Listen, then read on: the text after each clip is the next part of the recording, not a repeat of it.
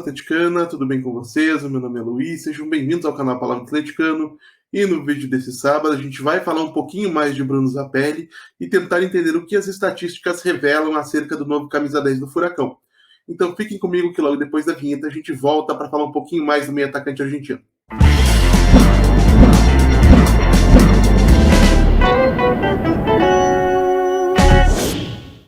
E se você está chegando agora, eu peço que deixe seu like, se inscreva no canal, acione o sininho para receber notificações a cada novo vídeo publicado, compartilhe conteúdo em redes sociais, grupos de WhatsApp e Telegram sobre o Atlético Paranaense, porque assim você faz com que mais gente conheça o conteúdo produzido por aqui e ajuda a fortalecer esse nosso projeto. Então vamos lá, e antes de a gente passar para a análise propriamente dita, vamos explicar a metodologia. Eu peguei alguns jogadores de meio de campo do elenco do Atlético Paranaense, nominalmente foram Eric, Fernandinho, Christian, Vidal, Arthur Vidal, Alex Santana e Leonardo Cittadini, além dos meias atacantes Vitor Bueno e Davi Terans até o momento da sua saída, e comparei com o Bruno Zapelli, o meio atacante argentino que recentemente foi contratado pelo Atlético Paranaense do Belgrano. Para fins dessa comparação, eu estou utilizando as estatísticas desses jogadores no campeonato nacional da atual temporada. E quando a gente fala de Bruno Zapelli, a gente tem que entender primeiro duas situações. No Belgrano, como é que ele jogava? Qual era a função do Zapelli dentro do sistema tático do módulo de jogo do Belgrano? O Belgrano ele se apresentou na atual temporada de duas maneiras distintas, tá?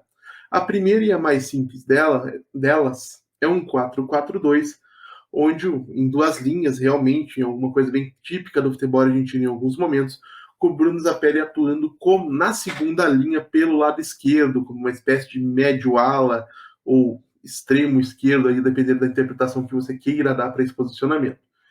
De qualquer maneira, outro posicionamento do Zapelli é em um 3-4-1-2, uma formação até bastante parecida com o que a gente tem visto do Atlético desde que o Wesley Carvalho assumiu interinamente o comando da equipe principal e perdeu o Fernando naquele jogo contra o São Paulo.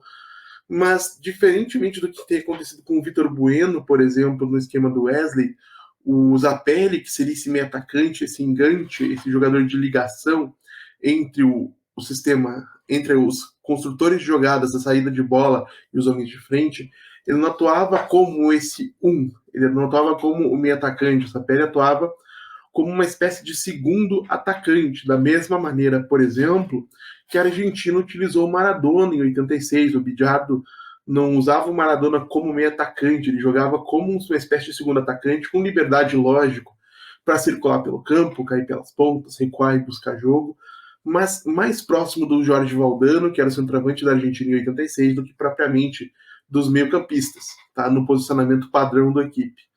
Então essas são as duas posições do Zapelli na temporada 2023. Ou como meia esquerda, ou como segundo atacante, com liberdade aí de se movimentar. E dentro desse contexto, o Zapelli acumulou alguns números interessantes. O primeiro número que eu gostaria de destacar é que o Zapelli, entre os jogadores da nossa comparação, é o segundo com mais toques na bola por partida, atrás somente do Fernandinho. E quando a gente fala atrás do Fernandinho, é uma coisa que chama atenção, porque o Fernandinho é, de longe, o jogador que mais toca na bola no elenco do Atlético, com 52,8 toques na bola por partida, e o Zapelli, no Belgrano, tocava 52 vezes na bola. Então, muito, muito próximo do que a gente vê do Fernandinho em média. Então, um jogador que chama muito o jogo, um jogador que participa ativamente das jogadas e que vai sim ser importante. Em relação a passes completados, a gente tem um Zapelli sendo o terceiro jogador que mais completa passes nessa nossa comparação, atrás somente do Eric, do Fernandinho e do Arthur Vidal pelo Flamengo, né? Seria o quarto, não o terceiro, desculpe. Com um detalhe, a gente percebe uma divisão muito clara em percentuais dos jogadores que atuam como volantes ou meio-campistas interiores, como chamam os europeus, em relação aos homens de frente. Quando a gente pega jogadores como o Eric, o Fernandinho, o Arthur Vidal, o Christian, o Alex Santana e o Léo Cittadini, a gente tem um percentual que tende a exceder os 85%. A exceção é o Christian, que bate aí na casa de 80%. No caso do Zapelli, o percentual de acerto de passes dele é de 77%, que se aproxima muito mais daquilo que a gente está vendo e viu de Vitor Bueno e Davi Terans, respectivamente, que tinham um percentual de acerto de passes de 81%. Esses 4% de diferença, eles não representam muita coisa em contexto geral, é uma coisa bem parecida, até porque para você ter uma diferença muito grande, você teria que ter uma amostragem muito grande de passes para que isso se refletisse dentro de campo, e não costuma ser o caso. Em relação a passes decisivos, passes que geram finalizações, o Zapelli ele fica aí no meio da nossa lista, tá? O principal destaque nesse contexto seria o Vitor Bueno, que dá quase 3 passes decisivos por jogo, é um número altíssimo. Deixa eu só mutar aqui para não ter nenhum problema. É um número altíssimo para o contexto do futebol brasileiro, é bastante superior a tudo aquilo que a gente viu dentro do elenco do Atlético. O segundo jogador que mais dá passes decisivos é o Fernandinho, com 1,3, menos da metade do Vitor Bueno. E o restante costuma oscilar entre 0,6, 0,8, 0,9, e o Zapelli fica nessa faixa de 0,8 passes que geram finalizações por jogo. Da mesma maneira, a gente tem, quando a gente fala de finalizações, o Zapelli atuando na linha média, né, da nossa comparação.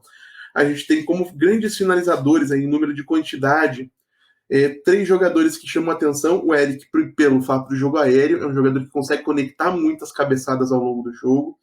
O Christian e o Alex Cittadini, com 1,5 e 1,3 finalizações por partida. O Eric tem 1,7. E esses dois têm como grande aliada a finalização de média e longa distância. São 2 jogadores bastante competentes nesse quesito e por isso conseguem somar um número interessante de finalizações. Da mesma maneira, o Vitor Bueno e Terans, que também tem o hábito de bater de longe, né, de média distância principalmente, não tanto de longa, acumulam aí mais de uma finalização por partida. O Terans tinha 1,3, o Vitor Bueno tem 1,8 e o Zapelli tem uma finalização por partida, colocando ele na média acima de jogadores como o Arthur Vidal, o Léo Cittadini e o próprio Fernandinho, tá? E aí a gente tem uma outra estatística que chama bastante atenção, que é a questão aí de dribles. O Zapelli, ele é o maior driblador do elenco do Atlético Paranaense hoje, disparadamente. Era um jogador que conectava cerca de 2,5 dribles por partida no futebol argentino.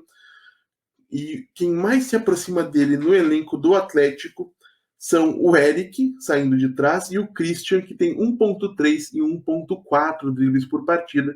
Os outros jogadores ficam sempre abaixo desse número. O quarto na lista seria o Vitor Bueno, com 1,1. E para um jogador de frente, para um jogador que atua nessa faixa de campo, entre o meio de campo e o ataque, como é o caso do Zapelli, o drible é uma ferramenta muito importante. Ele não é uma coisa à toa, como algumas pessoas entendem. O drible, ele tem a função de gerar desequilíbrios na marcação. Como é que isso funciona? Quando eu recebo uma bola no campo de ataque, consigo me livrar do meu primeiro marcador, e o drible, para a finalidade das estatísticas, exige que você realmente passe pelo seu adversário. Não basta que você consiga um corte para conseguir manter a posse da bola, por exemplo.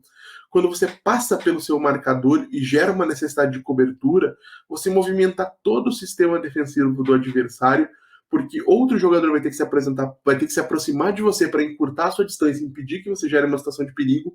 Isso vai gerar outras necessidades. Alguém vai ter que cobrir o espaço desse jogador que se movimentou, um terceiro jogador vai ter que cobrir o segundo e assim por diante. E nessas movimentações, como elas têm que ser coordenadas e executadas em um período de tempo muito curto, qualquer erro da marcação adversária gera um espaço que pode ser explorado, seja com um passe em profundidade, um passe de primeiro, um lançamento longo, ou mesmo com um outro drible. Então, o que a gente procura quando a gente pensa em dribles são jogadores que fazem exatamente o que faz o Bruno Zapelli, que é realmente quebrar a linha de marcação adversária e gerar uma situação de vantagem para a equipe que está atacando.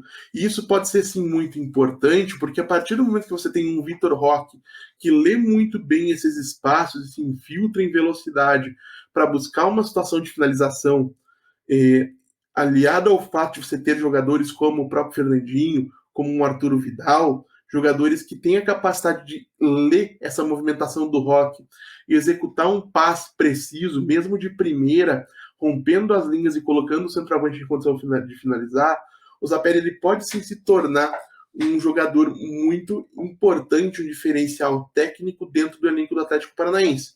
Então essa é uma questão para a gente ficar bastante de olho também, a capacidade que o Zapelli tem de se livrar de marcadores.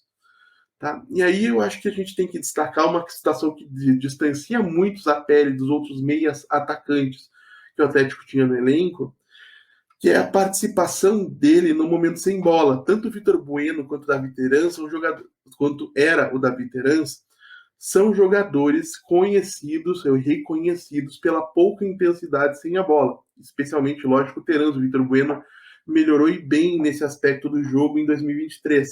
Mas ainda assim, muito distante do que a gente vê do Zapelli, tá? A questão aí de interceptações, o Zapelli ele excede muito alguns jogadores do elenco do Atlético, uma média de meia interceptação por partida, pode ser uma bobagem, mas ao longo de um campeonato se soma num número interessante. E se você for comparar com o Vitor Bueno e com o Terence, que tinha um médio de 0,1 interceptação por partida, se torna bastante impressionante. Agora, se você for falar em desarmes, que aí é onde se destaca realmente a capacidade de marcação do Zapelli, ele vai ter um desarme e meio por partida contra 0,4 do Vitor Bueno e 0,3 do Davi Terence. Mas não somente isso, o Zapelli desarma mais do que todos os jogadores da nossa comparação, com exceção única e exclusivamente do Eric, que desarma 1,9 desarmes por partida. O Zapelli ele é superior a Fernandinho, a Christian, a Vidal, a Alex Santana, a Cittadini, além de Vitor Bueno e Terans nesse quesito. Então, um jogador muito mais participativo, inclusive no momento sem a bola, que para um meio atacante hoje no futebol mundial é uma coisa importantíssima, ele deixa de ser uma debilidade, uma fragilidade do sistema defensivo para ser alguém que funciona dentro da organização tática e estratégica da equipe. Isso permite que a equipe, o time dentro de campo, possa extrair mais dele, mais da qualidade técnica que ele oferece, sem se expor tanto a riscos oferecidos pelo adversário. E aí, antes da gente encerrar, a gente vai ter que falar um pouquinho de duelos físicos e destacar mais uma vez a forma como o Zapelli se entrega e como ele é distinto de Vitor Bueno e Davi Terans nesse aspecto, porque o Zapelli, na nossa comparação, mais uma vez, vai ser o segundo jogador que mais vence duelos físicos por partida, tá? Com 5,8 duelos vencidos e 47% de precisão. Ele ficaria atrás somente do mesmo Eric, com 6,2 duelos físicos vencidos, disputas físicas vencidas com 55% de efetividade.